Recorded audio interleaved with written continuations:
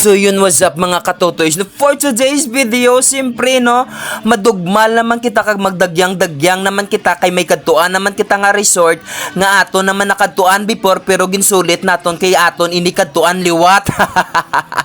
No, kung makikita ninyo, simpre nagpila-pila kami kay di simpre gabi na kami nakaabot kag damo ng mga tao nga nagapilila kag nagadagsaan dire ni. So nagapila-pila man kami diya kay nagabaka sakali kami nga basi makangaga man kami nga temprano pa makalalabot doon sa amon nga pupuntahan. Sa wawakas nakasulod na rin kami sa amon nga ginsasakyan nga pambot para makaupo naman kami na nga para makarelax naman kami makakabiyahe naman kami sa gabi-gabi na gid diya. No, kung makikita ninyo, siyempre komportable ka naman kay do kagamay lang man sa tao kung makita ninyo pero makadamo ina sa nagapila-pila dira. Kag kung makikita ninyo nga dulom-dulom na yung alagyan, siyempre kay gabi kami nagkadto no, siyempre nga gabi gani.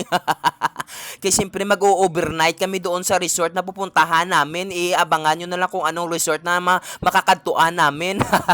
At sa wakas nandito na rin kami at ito yung resort to kabalo naman kamo siguro magbabasa niyan. At kung makikita ninyo, siyempre susululudlo niyan antes kayo makapunta doon sa loob. At siyempre lalaktin nyo muna para makatuwid kayo doon papunta sa may resort mismo. Ito na tayo sa loob at ito pala yung palibot na antes kayo papasok doon sa loob. Siyempre dadaan muna kayo sa pertahan alangan man sa likod. At siyempre meron ding entrance, siyempre magbabayad din kayo ng entrance. Ano ito, wala lang libre ngayon. At bago ka makapasok dito, siyempre dadaan ka muna sa Tiangge. Dito hindi ka naman mawawala kasi na dito sa paligid ay napakalimpyo, napakalawak at saka makikita mo talaga napaka-organize yung mga cottage na makikita dito sa may palibot.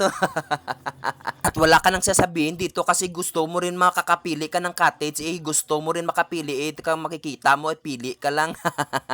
At hindi ka rin problema sa gripo at saka maghugas sa kaga ng pinggan kasi nandito na lahat nandito na yung pati lababo, pati lulutuan mo, pwede na pati parang bahay mo na nga ito. At kung gusto mo rin ma-amaze dito sa mga alimango, pwede mo rin ito makukuha kung gusto mo, basta babayaran mo lang. Wala gid problema kung gusto mo. At samtang naglilibot ako, gusto ko rin malilibot pagid kung ano pagid ang nagbag-o dito sa loob.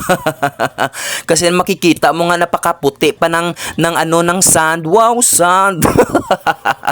No, na ma-amaze ka talaga kasi ang palibot napakalimpyo lang gid kay siyempre no makikita ninyo ang palibot kag ang tubig napaka-blue na parang mineral at saka yung basta palantawa lang. At hindi ka na rin problema dito kung diin mo gusto magpwesto magpungko-pungko bisa magligid-ligid ka. Kasi nga ang palibot nga pwede rin malalagyan ng tent. No, kung gusto mo maglagay dito ng kahit ilang pirasong tent, gusto mo buong barangay mo, pwede mo dito itaplak lang. Siyempre ikinanglan man natin i-shout out yung mga updana naton dito alangan ako lang. Kaya bira-bira nakakain dito kasi nga puro gutom na at saka no, kailangan na natin kumain para makabuelo naman para makadisko-disko. So kung bago ka pa lang sa channel ko, don't forget to follow my reaction. Once again, this is your Star Type.